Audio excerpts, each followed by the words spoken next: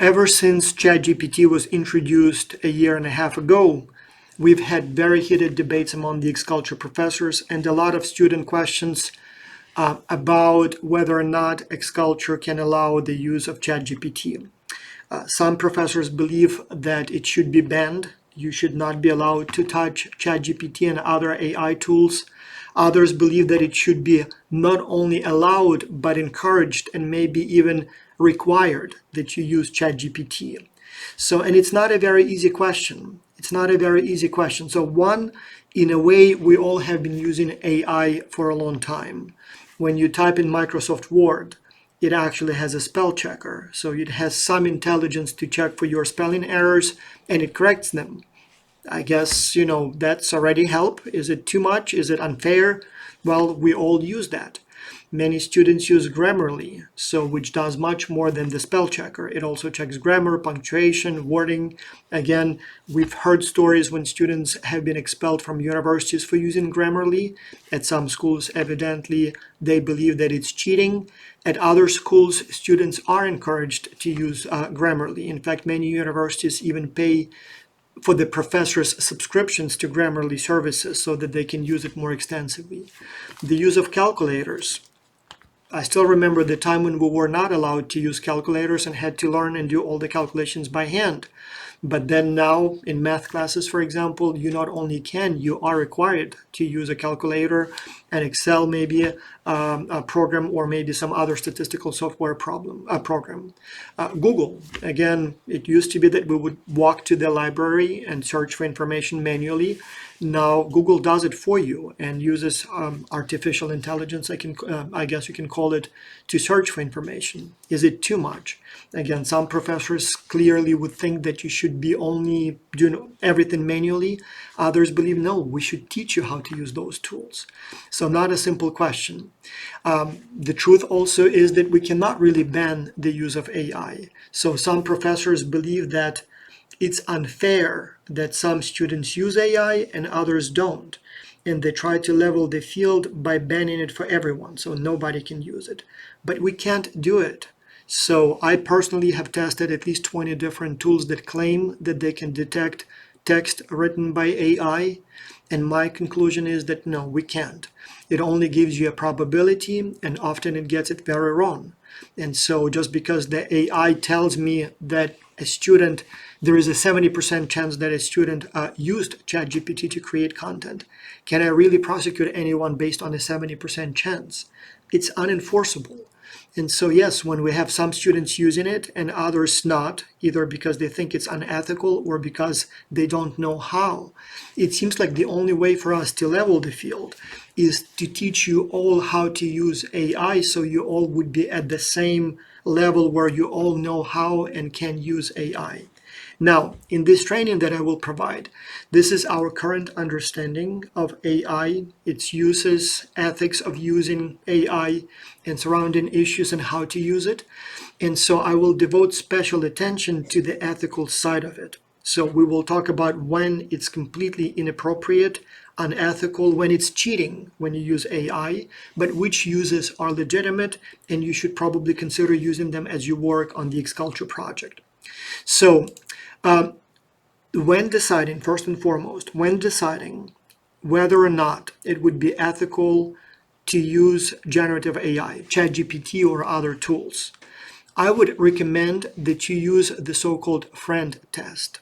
So for ages, you could ask a friend to help you with your work, and you know pretty well what you can and cannot ask a friend to do, right? For example, you cannot simply ask your friend to do your homework, right? To write your paper for you. You know that you cannot do that. Well, by the same token, it would be unethical. You cannot ask AI to write your homework, to write your paper for you. That would be cheating, that would be dishonest, and that would be a disservice to you because part of education, including X-Culture project, is for you to practice your writing skills. So if you outsource it to AI, it would be unethical, just like if you hired your friend to do the work for you. Now, you cannot hire a friend or a paid writer to write your paper for you. So basically give the instructions and ask the friend to write the paper for you as a ghostwriter. Same thing with AI. So you cannot just give it your ideas, but ask it to write the paper for you based on your ideas, even though the ideas are yours. But it would be unethical for a school assignment to use a ghostwriter, a human ghostwriter, but also an AI ghostwriter. So that would be obviously inappropriate. But for example, you can ask your friend to critique your work. Of course you can. You can ask a friend or a parent to take a look at your work and tell them what they think. So provide feedback, provide maybe suggestions for improvement. That would not only be appropriate, that would be probably something that you should do every time. You can ask a friend for their opinion. So you can maybe share the options that you're considering and ask what they think. Again, you cannot blindly follow their advice, but it would be totally appropriate as you're going through the thinking process to ask what your friends think about your options and consult them, and then make up your mind. Make up your mind, but maybe use somebody else's thoughts to guide your thinking. It would also be appropriate and probably the right thing to do to acknowledge that you used AI as you were trying to find the best solution. If you don't disclose the use of AI, you may be accused of cheating. You may be accused of inappropriately using AI. But if you will say that, well, as I was trying to, for example, find the best pricing strategy or the best market, I consulted AI. I used GPT, I used Copilot, and I used Gemini. And these are the options they recommended. And I considered all of the options and my own thinking, and this is what I came up with. In that case, not only it would be okay because you explained the process, but I think you would even look good because you showed that you consulted different sources and tools, but still made your own decision. So as long as you're open about the process, and again, you use it appropriately and it's your decision in the end, it's your writing in the end, it's totally fine and even a good idea to use AI for those tools with that kind of disclosure. You can also ask a friend or maybe even hire a friend to tutor you. If you don't know how to do something, maybe in Excel or maybe how to create a chart or how to create a table, of course you can ask a friend to teach you. So that would be perfectly fine. By the same token, again, you can ask ChatGPT to teach you do something. So that would be perfectly fine. So what would not be an okay use of ChatGPT? So you definitely cannot ask AI to do your homework, whatever that homework is. Math, writing assignment, X-Culture project, you cannot fully outsource your work to AI. That would be cheating and you will be in trouble for that if we catch you. So basically you cannot ask ChatGPT to write your work for you instead of you. Also, you cannot ask ChatGPT to help you with cheating by paraphrasing copied content. So what some students do, they would find something that seems suitable for the report they're writing, and they would go online and copy it, but before they paste it, they would ask ChatGPT to paraphrase that same text, and then they paste it, and then they present it as their own work. It doesn't change anything just because you paraphrased it. It's still stealing, it's still cheating, it's still plagiarism. You cannot do that. So ChatGPT is not for that. It would not be an ethical use for it. So, but here is what you can and maybe even should, and I encourage you to use ChatGPT for. So one, tutoring. So let me first show you what what AI tools I use, my colleagues use, and maybe that's what you should use. So I use ChatGPT, and so I use the paid version, which is GPT-4 Turbo. So the ChatGPT, that's the old version 3.5. I will say right here, a huge difference between ChatGPT 3.5 and GPT 4.0 Turbo. Big difference. One, the paid version is extremely reliable, accurate, still makes mistakes, but very reliable overall. Whereas the free version 3.5 makes up a lot of stuff. I would not trust it with anything other than maybe just checking my grammar and things like that. So, but in any case, it's available for free and it's a $20 subscription for the paid version. Then you have Gemini from Google, what used to be called Bard. Again, there is a free version and a paid version. Here, the free version is pretty good, and the paid version is almost as good as ChatGPT's paid version. And I think it's also $20. I only use a free version here. Then you have Claude, Claude AI. So it's I think it's mostly free, but there is now a paid version as well. But the free one is almost as good as the paid one, so you can use it. Perplexity is another one. So I'm not sure if there is a paid version here. I use the free version. It's pretty good. And then you have Copilot from Microsoft. So again, that's what used to be called, I forgot what was the old name, Bing, right? So now it's just simply Copilot. So all of them have the same structure. You have a window for typing, and you just put your questions there. And so the difference here is that, for example, ChatGPT can read multiple files. You can upload like 10 files here, and it will read those files, and it can also give you the answers in the form of files. Like you can ask to produce the answer in an Excel file, or in a PowerPoint slides file, or in a Word file. Copilot does that too, so it can also work with files, and I believe Gemini works with files and allows attachments and can generate Google Docs and things like that. But otherwise, they're pretty much the same, and often I use multiple tools at the same time just to see which one gives me the best option. And so going back to what you can use it, you can ask to tutor yourself. So for example, you can ask how to do something. What is something? How does something work? So for example, you're not sure how to use, let's say, for example, Microsoft Excel, the function, let's say, for example, VLOOKUP. So you can literally ask, how does VLOOKUP work in Excel? Teach me, right? And so I'll ask the same request, make the same request to ChatGPT. I mean, in this case, it's Gemini. Let me also do it with Copilot. So it usually produces somewhat different results. It may take a minute or two, but now you have here the description, what it does, the breakdown, what it does, example, you have language, and you can ask, like, for example, you can ask for refinement. For example, can you explain it in simpler terms? Copilot will probably even include a video at the end. It's very good at providing references. And so it may even, so in this case, it didn't provide the video, it just gave you the explanation of for how it works. But I can even say, can you give me, or suggest, can you suggest a YouTube video that teaches how to use VLOOKUP? And again, don't worry if you don't know what VLOOKUP is. It's just a function in Excel that I use all the time. And let's say I didn't know how to use it. So it would do some search for you, and it will probably suggest several videos for you. And so you just click, yes, here is the videos. You just click on one of them, and here it is, 1-minute video, how to use VLOOKUP in Excel. So if you use ChatGPT for this kind of tutoring, totally suitable. You can even ask it to create maybe practice questions for you, or you can ask what kind of questions you're likely to see on the exam, and it will serve as a good tutor, as a good teacher, and it will teach you. So totally appropriate use of AI. It does very good translations. Again, if you find a document that you need, but it's in a language you're not fluent in, it can translate it, the whole document if you need. One that I really recommend that you do is ask for feedback. So critique your work. So here is a prompt that you can use. Please review the attached paper and provide critical and developmental feedback. Point out problems and suggest ways to improve my work.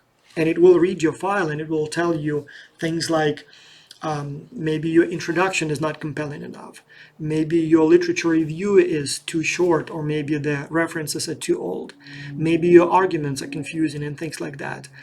It tends to be somewhat superficial, so the feedback on my papers that it provided to me tend to be more about the structure of the paper, sort of the formatting, the presentation, and less on the actual substance, content, but still very useful. I mean, often when I see feedback, I'm like, yeah, I actually, you know what, you may be right. Maybe this argument is not strong enough. And then I think some more and do it differently. Often it would even provide some suggestions, like it may give you some additional readings to do, or maybe some guidelines on how you can improve it. That would be totally acceptable. So that would be essentially as asking your teacher for feedback. Not bad at all. So we tested it. Feedback tends to be quite useful in this case. And I do encourage you to always ask for feedback before you fully finalize your work, so that your work improves. In this case, you do the work. AI only guides you how to do it. Totally fine. You can ask for other things to do, but you have to be aware of some potential dangers here. Like, for example, you can ask AI to spell check, proofread your writing. Right? So you write something, especially if you're a foreign language speaker, like for example, in this case, as you see, I actually did make a mistake. Proofread your writing. So I didn't notice that. But if I did ask ChatGPT to proofread this slide, it would probably catch this mistake and it would say, oh, okay, this word is incorrect. But again, always, always, always check the accuracy of the text. So sometimes when it changes the, like punctuation, for example, or spelling, or sometimes improves or tries to suggest new, better wording, it may literally change the meaning of the sentence. And it's very important each time to check the result. Do not follow it blindly, because sometimes it may change too much, not what you want.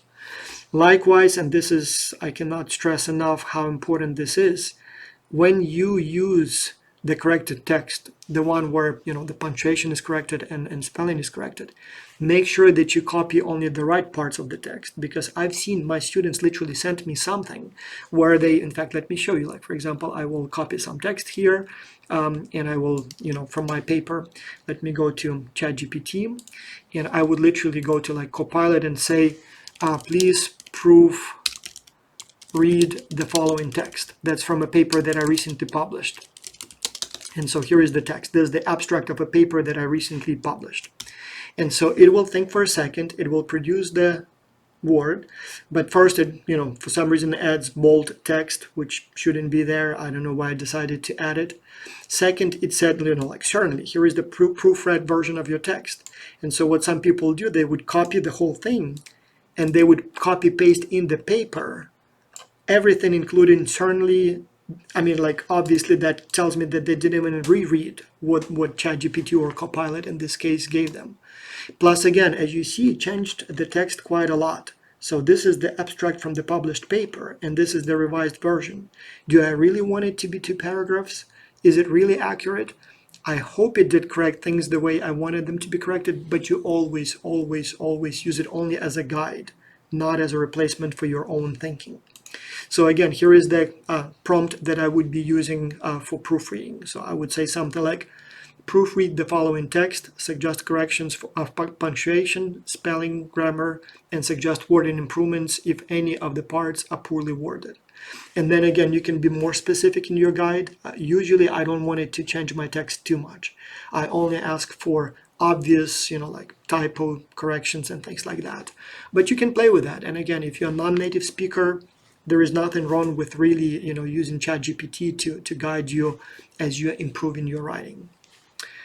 It would be okay to ask for an opinion, but again, don't follow the suggestions blindly. So you can ask for something like, I'm trying to decide on the option choice in the following situation. Provide your pros and cons of each option and explain which would be the optimal choice and why, something like that. And so you explain the situation. For example, you're looking for the best pricing strategy for your client, or maybe you're looking for the best market for your client. And you can explain, what the product is and, what you currently think and maybe which options you're considering, and then ask what ChatGPT or other tools think about that. And so it will give you all kinds of interesting information. It may provide the pros and cons of different options. It may argue why one is better than the other. You may even ask to generate the options to begin with. You may not provide a list, and you can say, well, what would be my options? And it will give you a list of pricing options or a list of suitable countries, and then you read and think about it. Again, if you use it as if you ask a friend whose advice and opinion you take with a grain of salt, critically evaluate what it tells you. Don't follow it blindly. Totally fine. But again, be always, always very critical. It's a machine. It's not particularly smart. It could be very useful, but it could be also wrong. So I use, for example, graduate assistants, or I consult with my colleagues all the time, but I know people make mistakes, and so do machines. So always evaluate everything critically before you agree on what you decide to do. You can get help from AI on laborious tasks, all kinds of things. I actually use it all the time for things that take a lot of time. Like for example, let's say you are in a hurry and you found a lot of papers that you need to read for a specific task, and perhaps it's not super critical, you're trying to find the most suitable papers. And so here is one of those papers of mine, that I've published. And so you can go directly to AI and say, well, here is my paper, can you provide the key takeaways from that paper? So let me attach a paper here. So you literally drop the paper and say, for this paper, provide the key points and takeaways, or something like that. All right, it will take a few minutes to run, so it may take, it will be thinking for a while, and it may take some time, but it will give you a nice overview of the key findings of this paper or the key points of this paper. And so as you see, it's slowly producing the results. So if you have a stack of papers and you don't know which ones are most suitable, and you don't have the time to read them all, from the beginning till the end, you can get these, summaries, and you can get something, that you can work with. And then once you identify which papers are most relevant, you read the whole thing. You can maybe, like for example, some other examples of laborious tasks that I worked with lately. So let me just minimize this.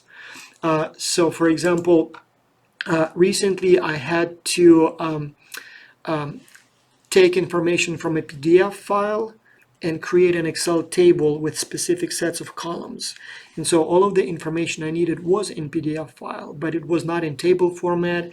I had a lot of duplicates. It was all around the place. So I said, well, here is the PDF file, extract the information that I need and put in column 1 this information, like the name of the professor, in column B the affiliation of the professor, in column C maybe the professor's university, and please present it all in Microsoft Excel format. And it does it. I could have done it myself, but it would have taken me a few hours to do it manually, click, click, click, copy, paste forever. Plus it probably would have made mistakes. It does a pretty good job doing these kinds of tasks for you. But again, you have to be very careful, always triple check the work. It tends to be accurate, but sometimes it still makes mistakes. So always double check, triple check before you finalize your work. You can ask ChatGPT or other AI tools to do some research for you. Like for example, you're trying to investigate global virtual teams. For example, what predicts performance in global virtual teams? You go, and I'll literally do that, you go to Google Scholar, right? And you type performance in global in GVTs, and it will give you thousands of hits. So it gives you literally over 1,000 results, and you don't have the time to read all of these. You don't know which of these papers are suitable. I guess you can go by titles and you can find what's useful, but you can also go and, for example, I don't know, let's use Copilot for that. You can say, yes, that I'm doing a study on performance in GVT's global virtual teams.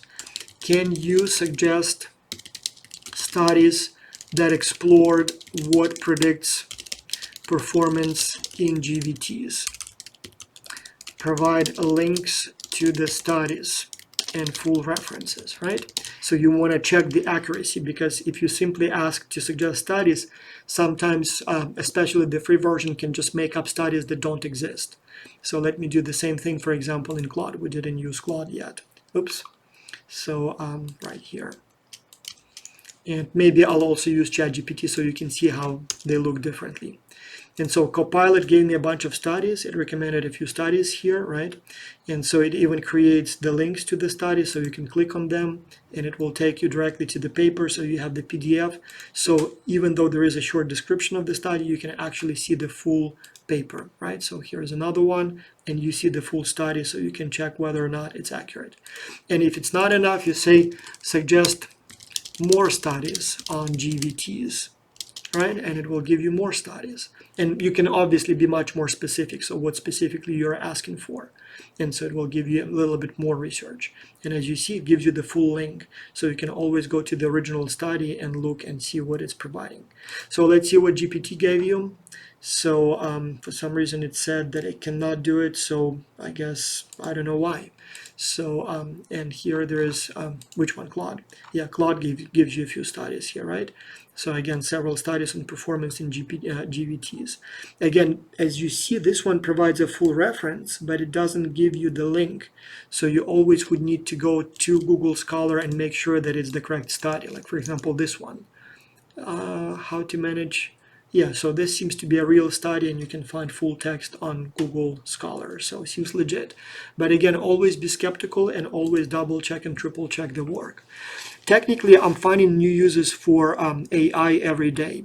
Sometimes I need to find an error in my Excel file or Excel formula. Sometimes I don't know how to code. I ask it to teach me.